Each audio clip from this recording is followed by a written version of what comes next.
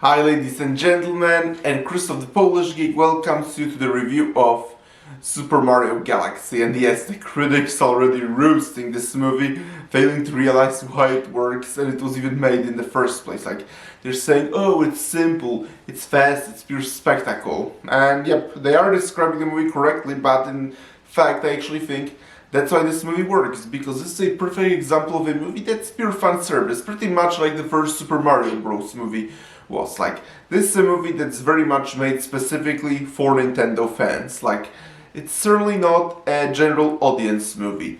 It's a movie for Nintendo fans and kids, I guess. And I think that that's why it works, because to appeal to its target audience, I say it does everything right. This is a very fast-paced movie. It's not like one of those movies that takes its time or anything. No, this is basically like, again, it's a sequel to Super Mario Bros. Movie, and it like throws you in the action right away, and then it's filled with so many classic Nintendo references and all that Nintendo fans will really catch notice. Well, people who are not interested in Nintendo will likely get confused. But once again, this is a movie for Nintendo fans, which again works for me because I'm a gigantic Nintendo fan. But all the reference and Easter eggs was just so impressive. Like, we also seen the references, like in the trailers and all, to Super Mario Bros. 2 or final boss Wart and several other bosses like Birdo, Mauser, Clodrip, and yeah, there was a really nice reference, even if short-lived, because newsflash, Super Mario 2 was my very first Mario game actually. That's basically my introduction to the Mario universe, although not the original NES version.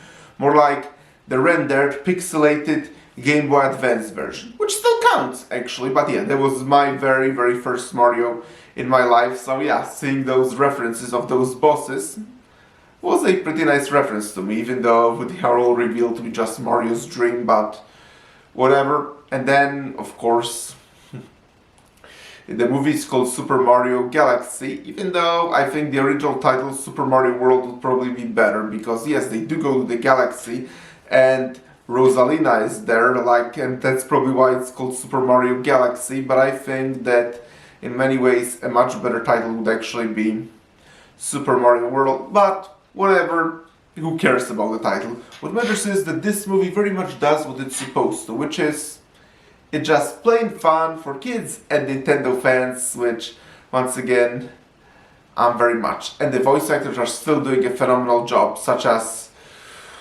Chris Pratt as Mario is still really incredible. Again, Chris Pratt was just born to voice Mario, and Jack Black also is really great as Bowser, because he makes an excellent job of making Bowser intimidating enough, but also really hilarious and funny first and foremost, which Bowser is anyway. And Anya Taylor-Joy still kills it as Princess Peach, and yeah, once again, this is a very fast-paced movie. It's like one of those movies that will just like, if you have a short attention span, then don't worry, you'll have lots and lots of fun with this movie, because again, this is one of those movies that's like very fast-paced, and like there's like constant action throughout, and constantly something is happening, and it barely even leaves any little room to breathe. It's like one of those movies that it's completely impossible to get bored, because yep, it's like one of the most fast-paced movies I ever seen, with constant action and references and all happening throughout. The one thing I want to talk about, and this is something I admittedly knew that is going to be the case before I actually saw the movie, because I saw some reviewers saying yes, there is practically no Donkey Kong, which I was a little bit sad when I learned it, because I love Donkey Kong. He's my favorite Nintendo character, Donkey and Diddy. I mean, like last year I reviewed Donkey Kong Country Trilogy, like, so yeah, like Donkey Kong Country Trilogy are my favorite video games of all time. They're my childhood, so Donkey Kong was one of my favorite parts of the first Super Mario Bros. Movie, but here he's like only in like blink and miss moment in New York actually, which is a reference to the original Donkey Kong game actually, when he throws all those bricks at Mario and all, but it's basically like a very blink and miss moment. And perhaps if I didn't even knew about it, because I did hear someone saying about this Donkey Kong cameo, I perhaps wouldn't even notice it actually. But yes, there is a one small cameo of Donkey Kong, and I admit, I wish he was more in the movie, but at the same time I understand that perhaps there is no way they knew how to fit him well into the story. Like they very well fit him in the first movie, but perhaps they had no idea how to do it in this one. But I'm hoping that's not the last we see of Donkey Kong. I'm hoping actually he hopefully gets his own movie. But a much better focus though is Fox McCloud.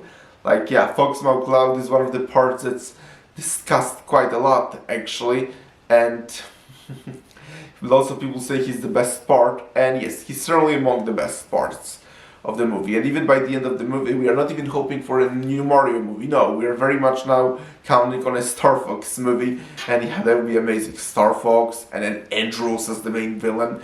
Yeah, I'm actually hoping that their next movie now in this Nintendo multiverse is not gonna be a next Mario movie. No, I'm hoping that now they're instead going to be focusing on making a Star Fox movie. Yep, I'm very much hoping for that.